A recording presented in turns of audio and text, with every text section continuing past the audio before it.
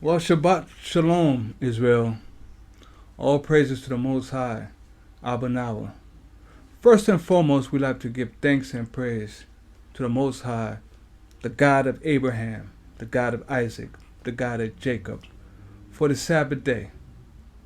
I am your host, Kadar, and this is our Sabbath moment. And at this moment today, we'd like to go into a little presentation about our sister, Queen Esther. Now, last Shabbat, I went into a little bit about Mordecai, the Jew, during the Persian captivity, and recognizing this feast that we're all giving honor to, the Feast of Purim. Now, as we delve more into the book of Esther, we find that the Feast of Purim has more than just the exchanging of gift. There were so many different aspects that Israel was facing for them to able to overcome the adversary, Haman the Agagite, during the time of Persian captivity.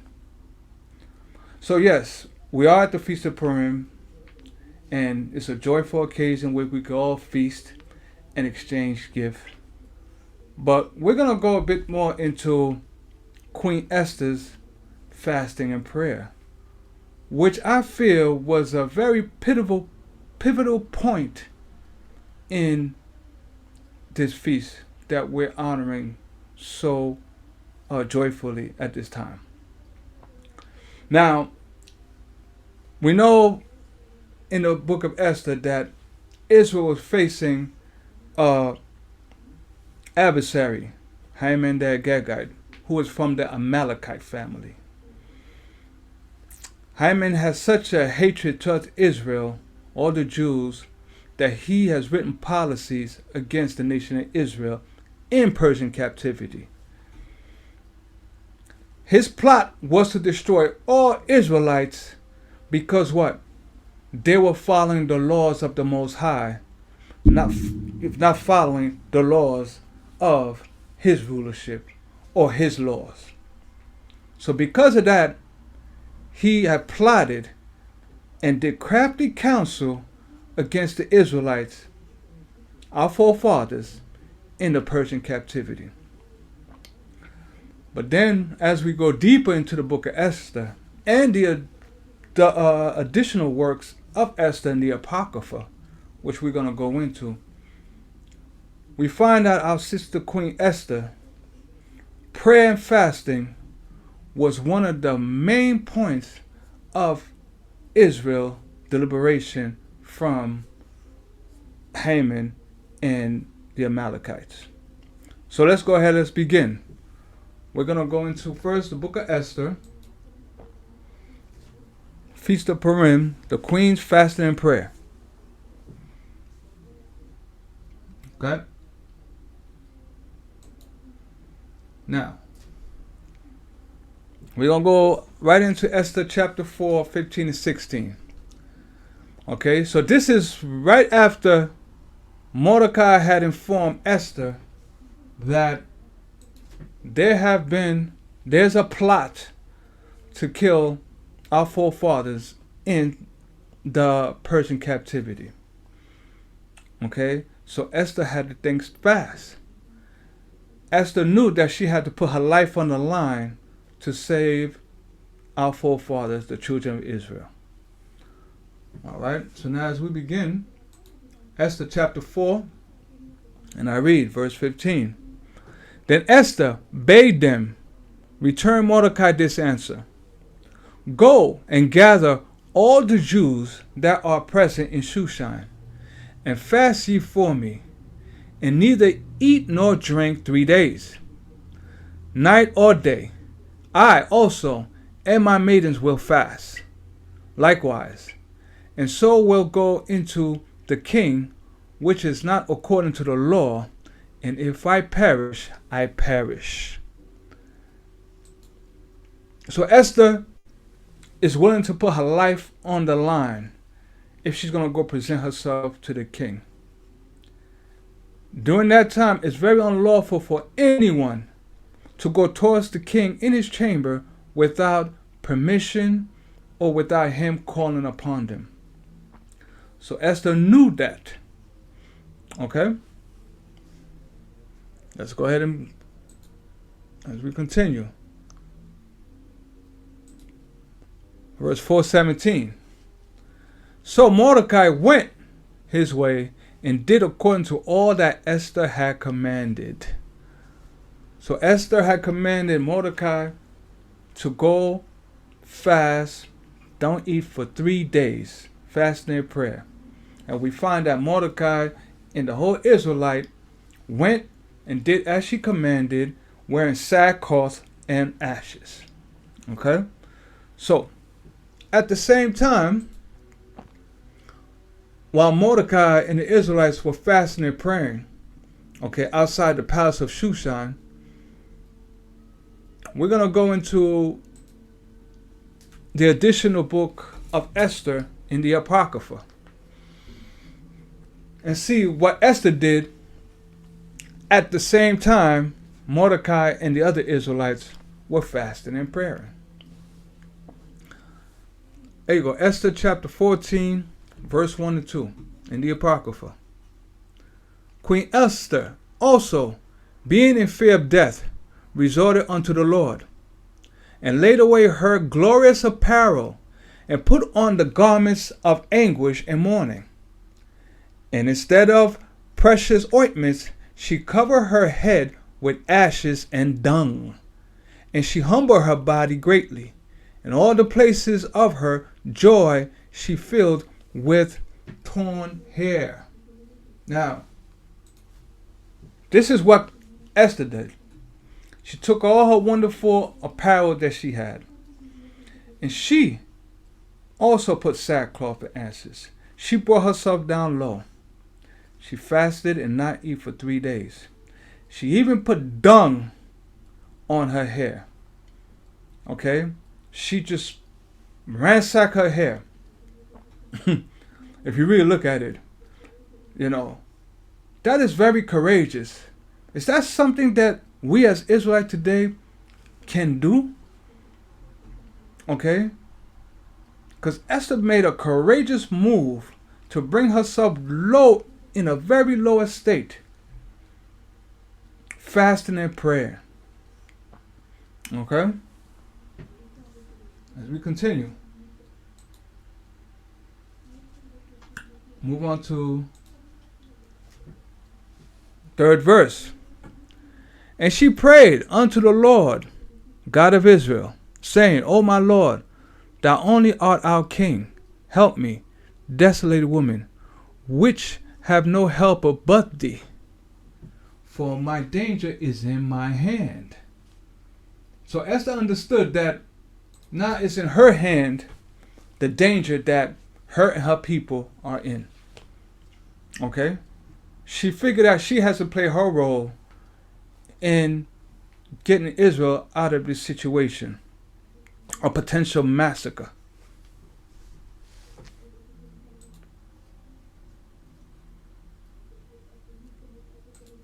Next verse 5. Now she said, From my youth up I have heard in the tribe of my family that thou, O Lord, tookest Israel from among all people, and our fathers from all their predecessors, for a perpetual inheritance, and thou hast performed whatever thou didst promise them. So, now Esther saying from her youth, from the time that she was young, she had heard about how our forefathers overcome their adversary. This is something that Mordecai had taught her as a young girl. Okay, so we're going to go back into the time where Israel was facing adversary and see how they overcome. How did the Most High hear them? And what was it that Esther remembered or was told from a child? All right, if we go into 2 Chronicles, the 20th chapter, we're going to start at verse 1. And it came to pass, after this also, that the children of Moab and the children of Ammon, and with them other beside the Ammonites, came against Jehoshaphat to battle. Then there came some that told Jehoshaphat, saying, There cometh a great multitude against thee from beyond the sea on this side of Syria. And behold, they be Tamar, which is Egdi. And Jehoshaphat feared and set himself to seek the Lord. Seek the Lord and proclaim a fast throughout all. So this is what Esther was told. Jehoshaphat was the king of Judah during that time. And the Moabites and the Ammonites had prepared themselves for a siege against Judah, the tribe of Judah, while Jehoshaphat was king. So in the midst of this dilemma that Israel saw himself in, Jehoshaphat called a fasting and prayer. As we read, verse 3, Jehoshaphat feared and set himself to seek the Lord, proclaiming a fast throughout all.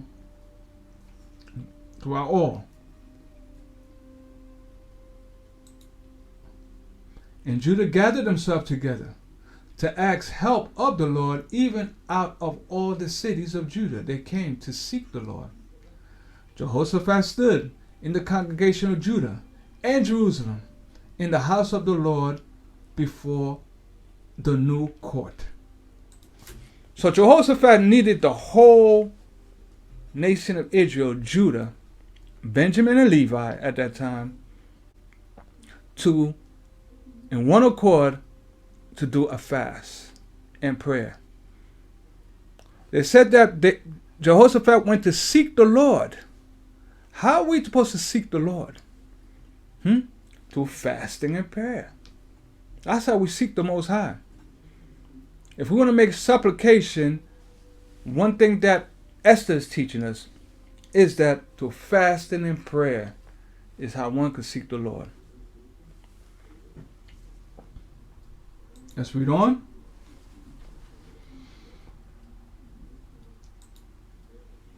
We jump to verse 13. This is Jehoshaphat's prayer. O our God, wilt thou not judge them?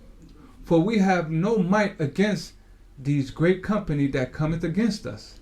Neither know we that to do, but our eyes are upon thee. And all of Judah stood before the Lord with their little ones and their wives and their children. So right there you see that it's the entire nation of Israel at that time who are standing, right, seeking the Lord through fasting and prayer in one accord. So this is what Esther remembered as a child.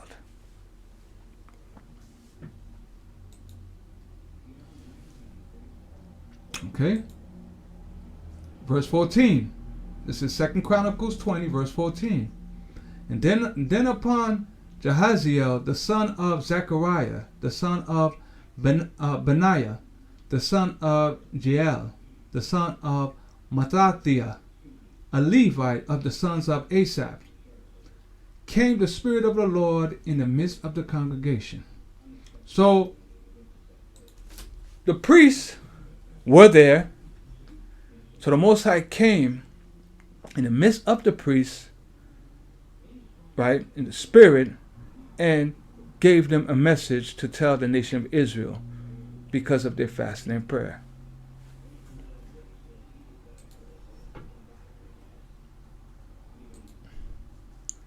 And he said, how can you all Judah and ye inhabitants of Jerusalem, and thou King Jehoshaphat, thus says the Lord unto you, be not afraid nor dismayed by reason of this great multitude, for the battle is not yours, but God's. So that was the message the Most High told the priest, the Levite, to tell Israel in Jerusalem that the battle is the Most High, meaning the Most High will show you favor. Why? Because you came to him through fasting and prayer. Okay? This is what Esther was told as a child about our forefathers. Alright? So, let us go back there. And she said, from my youth I have heard in the tribe of my family that thou, O Lord, tookest Israel from among all people, and our fathers from all their predecessors, for a perpetual inheritance, and thou hast performed whatsoever thou didst promise them. Okay? Now, let's go back to Esther 14:6-7. And now, we have sinned before thee. This is Esther's prayer.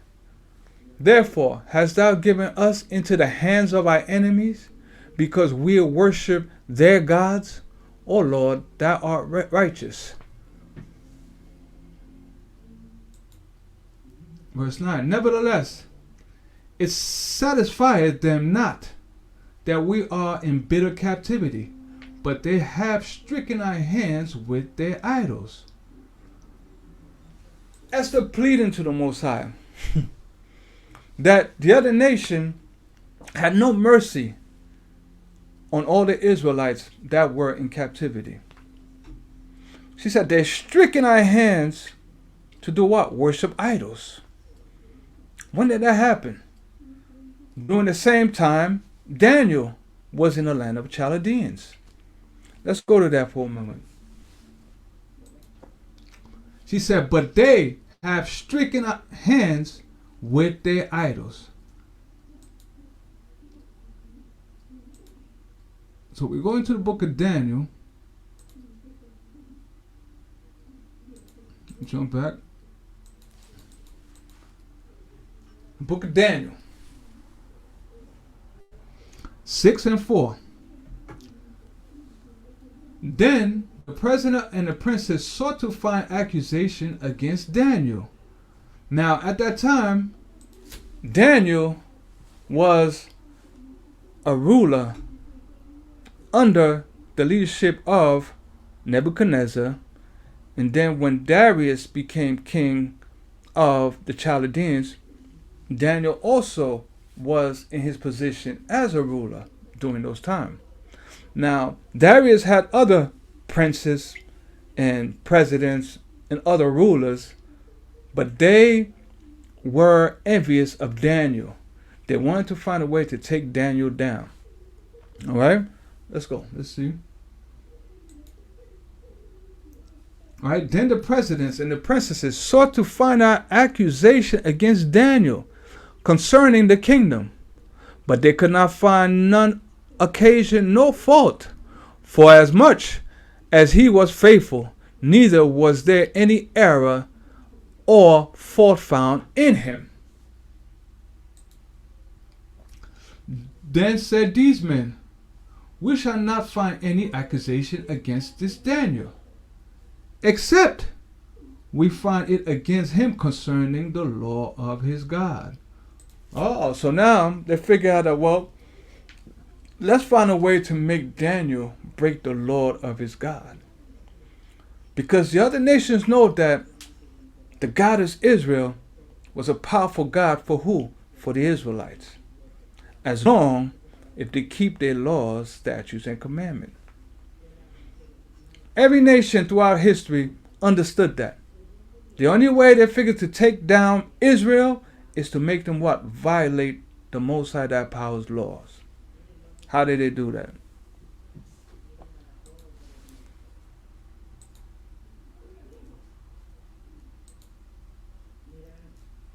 Okay. Verse 6. Then these presidents and princesses assembled together to the king and said thus unto him, King,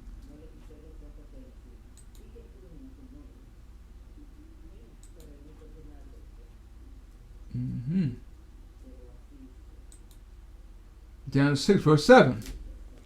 All the president of the kingdom, the governors, and the princesses, and the counselors, and the captains have consulted together to establish a royal statute, to make a firm decree, that whosoever shall not ask a petition of any god or man for 30 days, save thee, O king, he shall be cast into the lion's den. Meaning now, how they're going to get Israelite is what? They're going to build an idol, a statue, that they should worship for 30 days. If anyone don't worship this statue, they're going to do what? Send them, throw them in the lion's den. This is what they try to force on Daniel. This is how they try to force Israel to worship other idols, to commit a sin. This is what Esther was referring to. How they stricken our hands to their idols.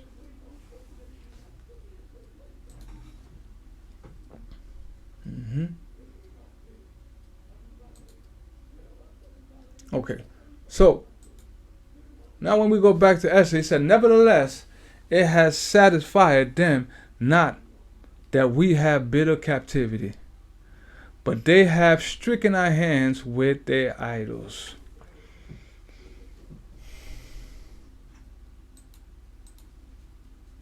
Let's go to Esther 14:11. This is the additional book of Esther. Lord, give not that scepter unto them that be nothing. So that means that give not their power. Okay, don't give any power, because the scepter is the power of their rulership. And let them not laugh at our fail.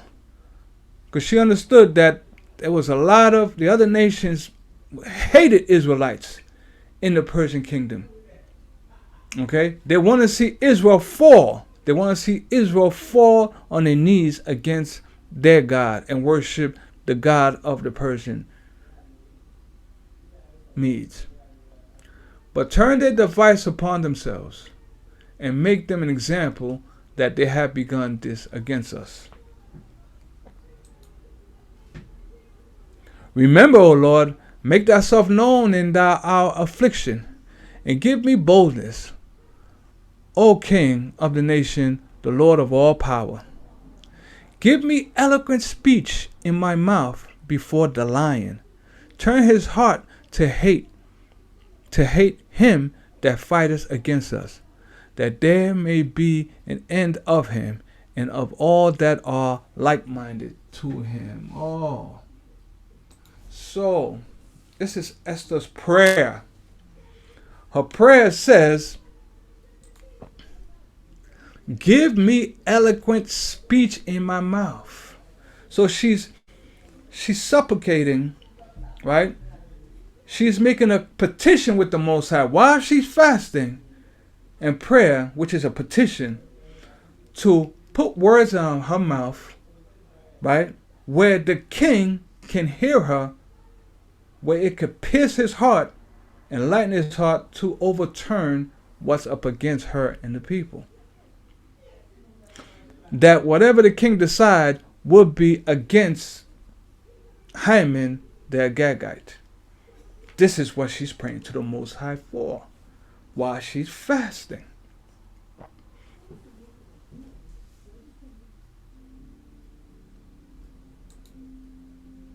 We read on. Okay, now we're going to jump to chapter 15, verse 1 and 2. And upon the third day, when she had ended her prayers, she laid away her mourning garments and put on her glorious apparel.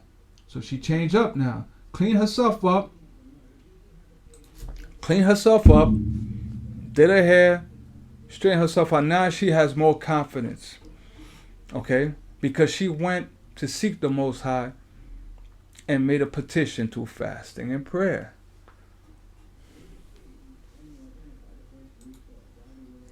And being gloriously adorned, after she had called upon God, who is the beholder and the Savior of all things, she took 2 maids with her.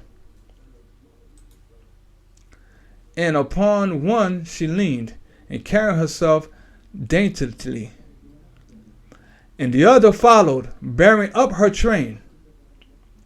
And she was ruddy through the perfection of her beauty, and her countenance was cheerful and very amiable, but her heart was in anguish for fear. Yes, our sister Esther she adorned herself very well, cleaned herself up, I'm sure looked magnificently beautiful, but she still, with the confidence that she had, but she still had fear of her death, because she's doing what? She is approaching the king's chamber without permission. She is putting her life on the line for our forefathers during that time of Persian captivity.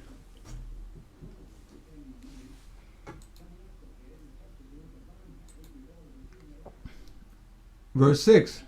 Then having passed through all the doors, she stood before the king, who sat upon his royal throne, and was clothed with all his robes and majesty, all glittering with gold and precious stones. And she was dreadful. Ooh, she was very, very, very scared. Very.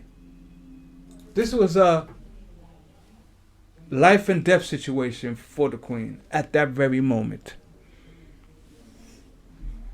But because she supplicated through fasting and prayer, and Mordecai and the other Israelites are out fasting and praying for those 3 days, her confidence level was just so high, as much as she was fearful of the king.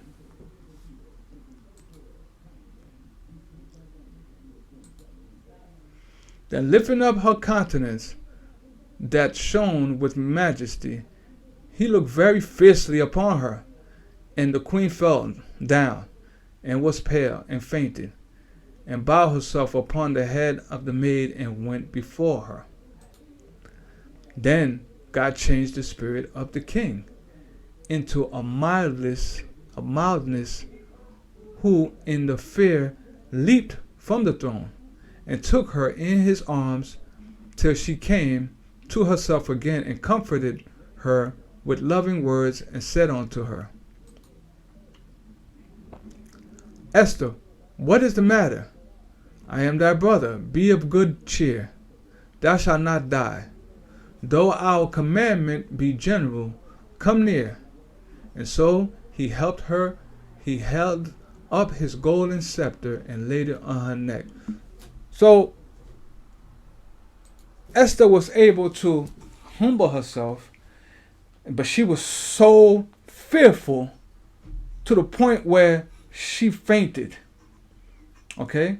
Esther didn't want to die. She didn't want to die. Okay? But she knew she had to do something for her people. She took that chance. She took the risk.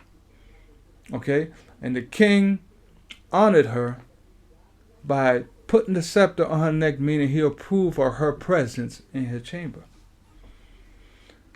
You see, part of this understanding of Purim is the fasting and prayer played a big part of this feast that we're honoring so much. You know, a big part. And the reason I'm bringing this out there is like, you know, we as Israelites in this captivity, especially during these perilous times, it's going to be a time where we all will have to, in one accord, whether you're in a different camp or a different gathering, or, you know, you follow a different feast time than another one, there's going to be a time that we all have to get together as one with fasting and praying in order for the Most High to hear us. Because Currently, presently, we are holding things up. Yes, our captivity is over. That's what the word is out. Okay? But remember, the Most High, that power have time. He could put another 100 years in this captivity on us. But until all of our leaders, our elders, our bishops could come together in one accord to fasting and praying, then the Most High, that power will come and hear our cry. So that's something for us to think about doing. I believe we should think about during this Feast of Purim, on top of exchanging gifts. Moving on forward, we're moving into a different time. We learn from this perilous pandemic that we're going into a different time.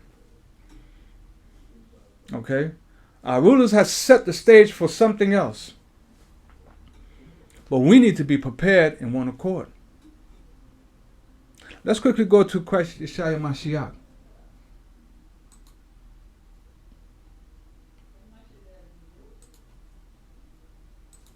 Let's go to the book of John 17. This is Yeshua Mashiach. Beautiful prayer at the Garden of Gethsemane. Okay? John 17, 20, 21. Now, verse 20, it says, neither pray I for these only. Now, the these referring to the disciples. In this prayer, Christ had said, I pray for not the world, but I pray for those that you gave me. Referring to his disciples.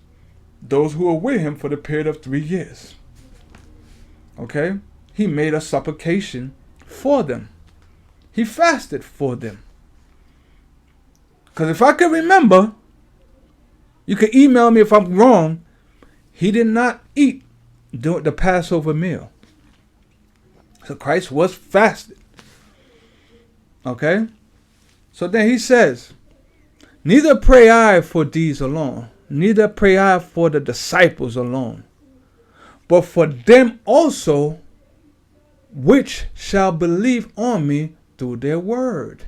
So that means for them, for us also, who believe Yeshua through the disciples' word. Through the 5 books of the apostles. Christ prayed for those who will believe, Israelites that believe.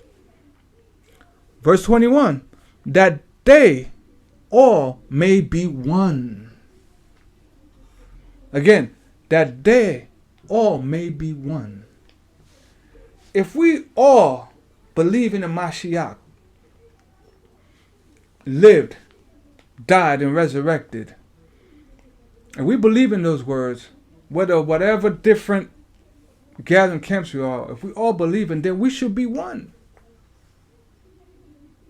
He prayed for all of us to do what? To be one. So again, we're going to have to come to, there is going to be a time that we're going to have to fast and pray and supplicate as one. Because Yeshua prayed for that. Continue. That they also may be one in us, that the world may believe that thou hast sent me. So if we become one in Yeshua, then the world will believe that, you know what? Yeshua Mashiach did come for the Israelites. They are the Israelites. But we have to do it as one. Eventually we're going to have to come to that time. That's what the Spirit bestowed on me when I went more into the book of Esther, the Feast of Purim. Because again, we can exchange gifts and have a good time, but we got to remember, part of us having this moment came through what? Fasting and prayer. That's something for us to really think about.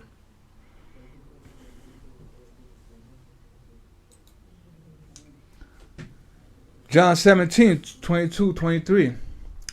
And the glory which thou gave me, I given them. He given the disciples, that they may be one, even as we are one. Whatever he gave the disciples, he gave us, so that we could be one as Yeshua is one with the Father. And in them, and thou in me, that they may be made perfect in one. If we all believe in Yeshua Mashiach, we're supposed to be perfect in one. That the world may know that thou hast sent me. Because of us Israelites, if we are one, then the whole world, all the other nations know that Yeshua had came for the Israelites. We're holding this up. We're holding this up. This is what I think about when I ask, this is what we came with when we go into the Feast of Purim. And has loved them as thou had loved me. So, just want to come, forth with this moment, the Sabbath moment on the Feast of Purim, for us to look at a different angle of this feast. The feast is a memorial. It wasn't a feast that was given by the Most High, but it was a feast of remembrance. If we to remember the Feast of Purim, we need to remember that Israel were going to be in a massacre.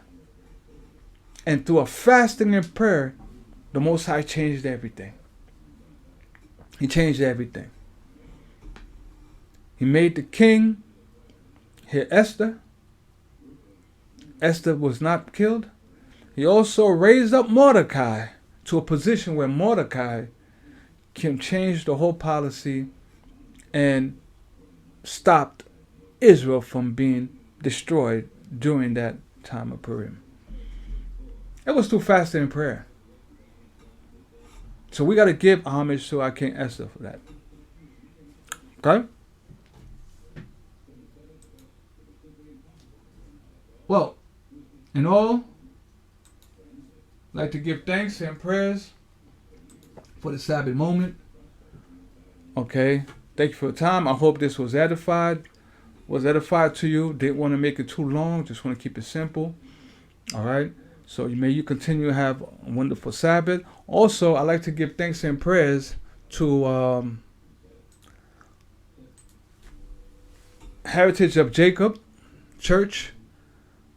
This is where we gather. We're located at 2801 Church Avenue, Brooklyn, New York. Later on today, on Sabbath, from 3 p.m. to sundown. Okay? So I'd like to give praise to the elders of Heritage of Jacob and also the teachers and the prophets that are teaching the law on a whole different level. Okay? On a whole different level. All praises to them for the work that they continue to do. Again, this is Heritage of Jacob's Church, and we're located at 2801 Church Avenue, Brooklyn, New York. Service starts at 3:30 to sundown. All right?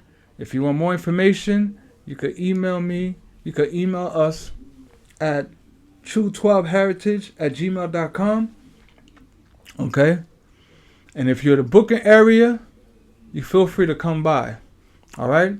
Again, that's Heritage of Jacob's Church, 2801 Church Avenue, Brooklyn. And all I'd like to say, peace and blessing to all. Shabbat Shalom.